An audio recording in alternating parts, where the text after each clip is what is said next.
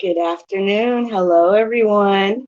Today is Monday Mindfulness, and I am Tanika Steens, the mindful coach and life enthusiast and a transformational life strategist. Thank you for joining me today. We'll wait a few minutes for others to join, but I just hope that everyone had a good, successful weekend. You were able to relax or get some things done that you wanted to do. And I hope you remembered over the last couple of days to just pause and take a mindful break. Hello, thanks for joining this afternoon.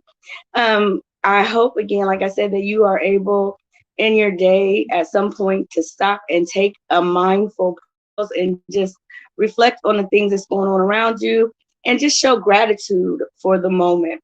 Today, I want you to practice exercising with me, but don't worry, we're not going to sweat. We're not even going to have to move. All we have to do is just find a nice, quiet, peaceful place to relax our mind and relax and just float into the moment of feeling our mind, body, and soul at peace and at rest. So if you have the time, take a pause break right now. Join me for a mindful exercise because we go to the gym and we buy these memberships and we work out, or we don't. We say we are going to, we have a treadmill and it's piling up with clothes or books or whatever it is that you're using it for, a nightstand. And so at this moment in time, this exercise that you can do with me, it doesn't take any effort at all. And actually, what you're going to do is just relax and be at peace in the moment. And so today, our Monday mindfulness is on full body awareness. And it's just going to help get you in tune with your mind, your body, and your soul. So thanks for joining in again, like I said. And when you get an opportunity, we've got some really good things going on at Your Full Mind Life right now. We are doing mission work with Kampala, Uganda, where we are empowering the women over there to become sustainable and teaching them job job related things and how to be career minded and to be self sustainable. And so I don't know if you know a lot about what's going on in Kampala, but they have a foster care system where they have a lot of displaced children. And so what they're trying to do is empower the women over there so that they can make an income and be able to be profitable so that they can adopt these children and give them nice stable homes. And so if you would go to the website, yourfullmindlife.com, under mission work, look at the things that's going on over there. They just obtained a building for the children and they're looking to renovate it and to restore it. And so if you can help out with that, there's ways that you can donate any amount. Now there's specific amounts on there. Don't feel obligated to any of those amounts. Any amount will do: a quarter, a dime, a nickel, a penny, whatever it is that you are willing to do to help. And so, the word tells us to love our neighbors like we love ourselves. And if there's anything that you can do to help your neighbor, lend a helping hand. And also, if you would like to take part in this mission, helping to teach or helping to do anything to empower or encourage these women, your sponsorship is very helpful. So sponsor one of these women for their classes. You can donate to the women for a small amount just to help them to be able to get the educational resources that are needed so that they can become equipped and more self-sustainable. And so we're going to teach them how to be mindful as well. A lot of times people ask me in coaching, what's the most important thing in coaching someone or helping them to set goals and to be career minded. And I'm telling you, the most important thing is to start with your mind. If you do not have your mind in the right place, everything else is going to be out of order. So if you start with the mind first, and that's what I teach, is mindfulness, teaching you how to become self-aware and understanding how to focus and how to not worry about the past, not contemplate on the future. Thank you again for joining me. Anyone that's just joined in, we're talking about full body awareness, but mindfulness, it is the most important thing in starting anything, in making any decisions. If you've got a clear head, a clear mind, then everything else will fall in place. And not only that, but mindfulness helps to relieve stress and anxiety.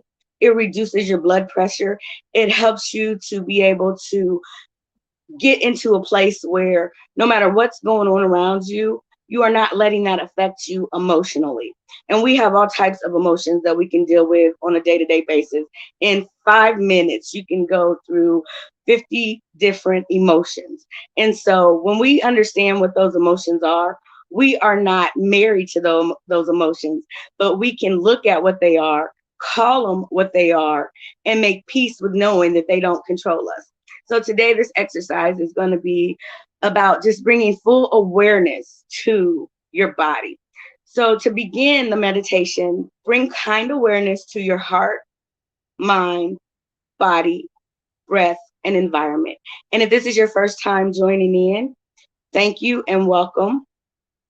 And if you've never done mindfulness before, good afternoon, Latia. Thank you for joining us. If you've never done mindfulness before, it starts with the breath. And so you take a deep breath in, exhaling through your nose and expanding your belly. So you take a deep, long breath in, hold it, and then exhale fully through your mouth, blowing out and relieving all of that air that's inside of you. And so I kind of look at it like when you're inhaling, you are blowing up a balloon and you're expanding your belly and you're filling it with air. And when you exhale, you are deflating. It's like when the balloon loses the air and it comes out and how fast it goes. But we want you to just do it slow and deep and just pause for a minute in that breath. And whenever anything is causing you pain, or confusion, again, anxiety or depression in any type of way, take a breath, pause for a moment, focus on your breath. Focus on how the breath feels as it enters in the body and how the air feels as it leaves out of your lungs. And then just pause for a minute and relax. It'll help relax your muscles. And again, it will reduce the stress and it will lower your blood pressure and it will help calm anxiety and depression and anything else that is bothering you. Just always remember to be mindful and take a pause break. So, as we begin, how often do we mindfully note what is present in the body? Since most of our days are spent caught up in activities of the mind, we are not always conscious of what our physical body is experiencing. Practicing full body awareness helps us to tune in with ourselves in a more intimate way, strengthening the mind body connection and offering us insights into how we are really doing. This practice is a soothing and restorative body scan that invites us to witness the body with openness, tenderness, and curiosity. It can be practiced at any time of the day and can be explored in just a handful of minutes. So it doesn't take a lot of time. You don't have to worry about not having enough time to do mindfulness because I believe that it's something that's already inherent in us and we can do this at any time. All we have to do is just be focused on the moment at hand. Whatever you're doing, if you're washing dishes, be mindful of how you're washing those dishes. Look at it because a lot of times we just go through the motions and we're so quick to be to the next thing that we don't even realize what we've done just a few seconds ago. So if you take every moment to be mindful, it will help you be more connected, more grounded. It'll give you more self-awareness, more joy, and what people like to call happiness. Happiness is another emotion, but joy is something that is just in you, that invigorates you and that excites you and ignites you from the inside out. And once you have that joy, that is what gives you the peace that surpasses all understanding. And so to begin this practice, come to a comfortable seated or lying down position. Now, if you're driving, don't do nothing crazy like sitting there in the middle of the stoplight trying to be mindful. Continue to drive and be careful of what you're doing, but just think in your mind and be mindful of what you're doing as you're driving and what's going on around you. Open the heart space and soften the shoulders as you settle into your meditative position. Close your eyes when you're ready. Take 3 deep breaths to ground yourself and then begin to scan your body by drawing your attention to the crown of your head. Using your closed eyes awareness to scan the body downwards, notice if you pass any areas of tension, tightness, or discomfort. Pay particular attention to the areas that typically hold stress in the human body. And those can be the forehead, the jaw, the shoulders, the chest, the belly, the hands, and the hips. Note the state of the breaths as they flow.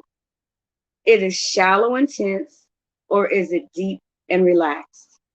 If you come across any areas of tension, hold your awareness there. Invite the breath to energetically cleanse or soften these areas one by one. You might imagine that with each inhalation, the breath brings healing energy to the body part, and that with each exhalation, it invites a subtle release. Stay with each area of tension for as long as needed. Once you have finished the scan, ending at your toes, hold your entire body in your awareness. Notice if there are any additional areas calling for your attention that may have been missed. Tending to those areas as needed. Hold your open awareness on the entire body for 1 full minute. Simply witnessing your body as it sits or rests here.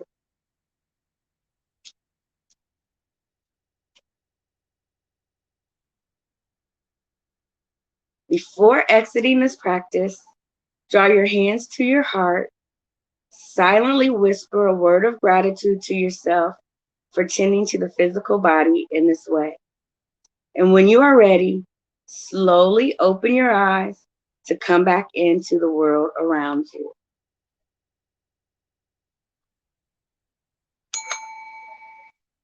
This practice is a wonderful exercise for deepening the mind-body connection and for noticing what is present within the body.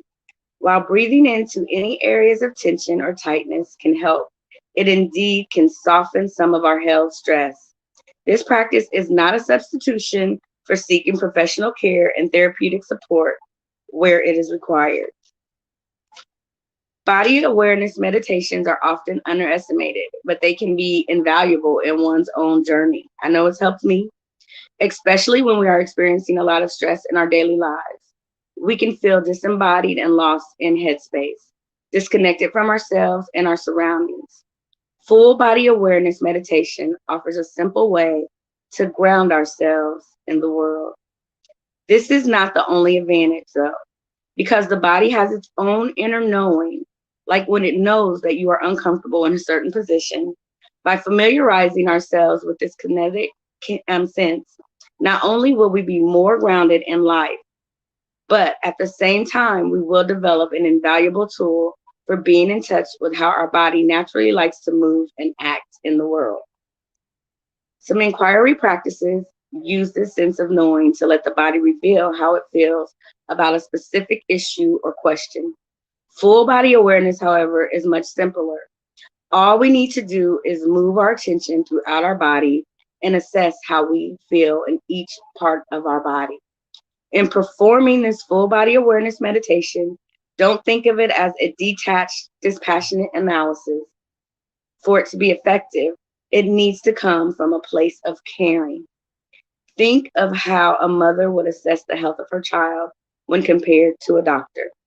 Once you give your body attention, most of the emotional knots that have been somatized will untangle themselves. With time, the result will be an experience of your body as a much more relaxed and free place. Now, I don't know if you know this, but our mind has a lot to do with our health. And what you think, so you too are that. And so we are what we believe. And a lot of times, I know you've heard the word hypochondriac. People will get so bent out of shape about one little thing happening. I was talking to someone the other day and they had something going on with their arm, and they found lumps under their arm, and immediately they went to a place of, oh my God, it's cancer. What am I going to do? I don't want to get it checked out because I'm afraid that I'm going to be told that it's cancer. Well, you know what? Worrying yourself to death is not going to make the situation go away. And it's definitely not going to make it better. But what it is going to do is cause more stress. And whatever it is that you're thinking, you can manifest that into your body. And so immediately after freaking out, they became a Google doctor. They got on Google and they started Googling everything that they could, finding all these different things that could be. And the first thing I said when they were telling me this is, was it an ingrown hair? Because I know a lot of times we could have an ingrown hair that can cause a abscess or a boil or something that would form under the skin that fills up with pus. And all you have to do is get a tweezer and pluck that hair out and it will come out. And so they were like, oh my God, how did you know that? And I'm like, well, because I've experienced it before and I know other people that have experienced it. And so I just figured that that's probably what it was. And so lo and behold, that's what it was. It was a hair that had ingrown. And so sometimes they can call it a carbuncle or they can call it a boil or an abscess, or it could actually be inflamed because it becomes irritated from rubbing, and being under your armpit is a very, very sensitive place for it to be. And so they were like, I can't believe how I was freaking out and how I just let that affect me. And, the whole day I couldn't think and I couldn't sleep that night. And I'm like, of course, because you were reading way too much into it than to just acknowledge that, hey, there's something going on within my body. I need to get it taken care of. And so there's people in place that specialize in that. If you're not a doctor and if you haven't specialized in it, then you shouldn't be go around diagnosing yourself. You should look to the people that are in that position. And I feel that way. Anytime someone is in a position of authority or a position of knowledge or hold a degree in that and specializes in something, then that's what they are. They're a professional in that field. And that's what you need to seek. You need to seek professional help instead of trying to self-diagnose, because what we're going to do is just make ourselves worry. So you can become a professional warrior. And I would like to think that I am a professional warrior. And so I'm going to knock down anything that comes against my mind, because the first thing that happens when we are going through anything, negativity will come in and cloud your mind. And so I just want to tell you that in the book of God, the Bible, it tells us over and over again not to fear and not to worry. And also it tells you to count it all joy. So no matter what you're going through, it's to bring awareness to yourself and awareness to your body. And so if you feel something that's going on in your body, acknowledge it right away, acknowledge it, and then make peace with knowing that there's something going on, and then seek help or attention for it. Now, if there would have been a different scenario where it was a tumor or cancer or something in that degree, guess what? It's still okay, because now you are aware of what it is and now you can do something about it. And just because you have whatever it is you may have been diagnosed with, that is not the end of the story. It's to bring your awareness, to pull your attention. Anytime your body starts talking to you and letting you know that there is something wrong, then it means it's time for you to take a pause break. It's time for you to focus on what's coming from within instead of giving all your energy on what's out. And so if it's without, then it means it's not really doing you any good. We have to continue to focus on what's within, because that's where beauty lies. Beauty reflects what's within. And so when you feel good, you look good, you can do good. But if you are in a state of mind of worry or doubt or believing that things are bad, then that's where you're going to continue to be. Do not allow yourself to be in a state of unawareness. Bring yourself to mindfulness. Bring attention to your mind, your body, and your soul. Do a quick body scan and think about it as if there is a metal detector. You're the metal detector and you're just scanning over your body, or you're a Blu-ray or whatever it is that you get scanned in. Like when you go through the airport and they put your little tote bag through the compartment where it goes through and it looks at what's going on in there. Do that mentally within your own body. do that body scan where you can just take a few seconds and scan through and go, what's affecting me right now? What's affecting me? Bring awareness to it, acknowledge it, name it, but don't claim it. And see, that's the thing. Sometimes we would like to name things and then we start claiming that it's this or it's that. And usually it's never as bad as what it seems. But if it is something that you think is bad, it's okay because it's there for a reason. It's there to get your attention. And I am a firm believer that when you just, okay, let me give you this. When your children are out of your eyesight or out of your reach, what do? You call for them. If you can't see them or they're not where they're supposed to be, as a parent, you might come to panic, like, where's my child? But you're going to call for them. You're going to seek for them. You're going to search for them. So guess what? How much more does God love us? He loves us so much that when we are out of his sight, he's going to seek for us. He's going to call us. He's going to go looking for us. And see, that's the thing that we don't understand. We say, oh, I found the Lord. No, he's not lost. But guess what? We are. We're lost. And so when we're lost, our Heavenly Father calls for us to come back into his fold, to get us back into his eyesight, because we're the apple of his eye. That's what the word says. And so when we are lost, when we are broken, when we are damaged, and he knows that we need healing, he will find us. He will find us. And he will do whatever it takes.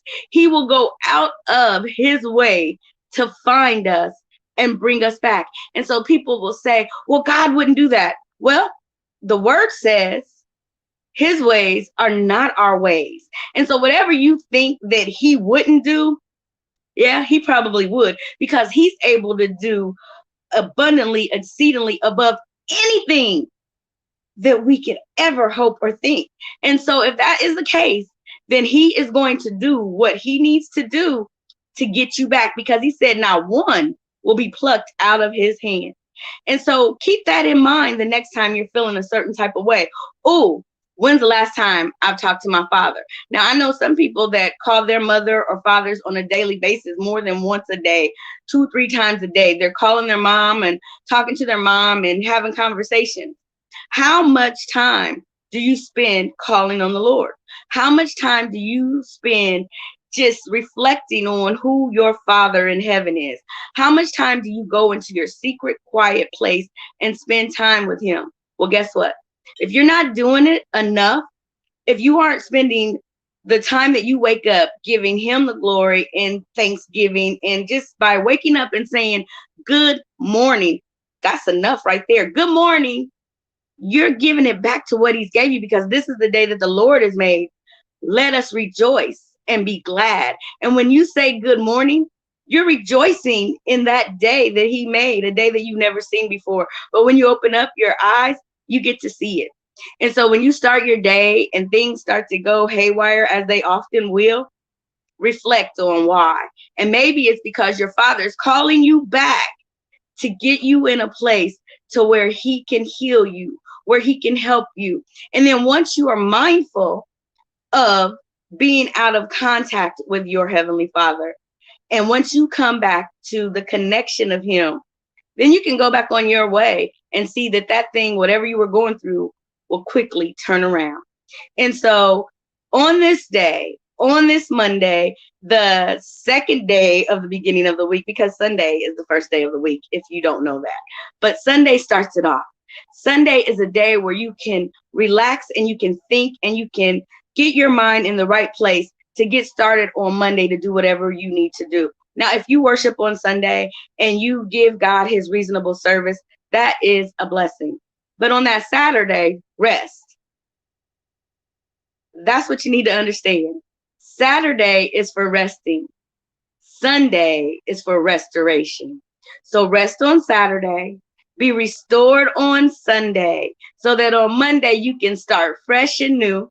And as you start your day, meditate on the word, learn scripture, learn how to get that word down deep in you, so that when you come against the wiles of the enemy that's out there with these fiery darts ready to aim, know that he may have formed these weapons, but none will prosper because you are suited up and ready to go. Your mind is right. And so I used to do mindfulness Mondays on at 8 o'clock in the morning. And I thought that that would be a good way to get you started for your day. But what I realized is if you got up and you are trying to get to work and you're trying to get the kids to school and you've got all these appointments or whatever it is that you've got to do, that it could get hectic. So I figured that if we do this in the afternoon around 12:30, that would give you time because it's around lunch break to not just stop and take a lunch break, but to stop and take a mental break and to feed your mind, your body, and your soul.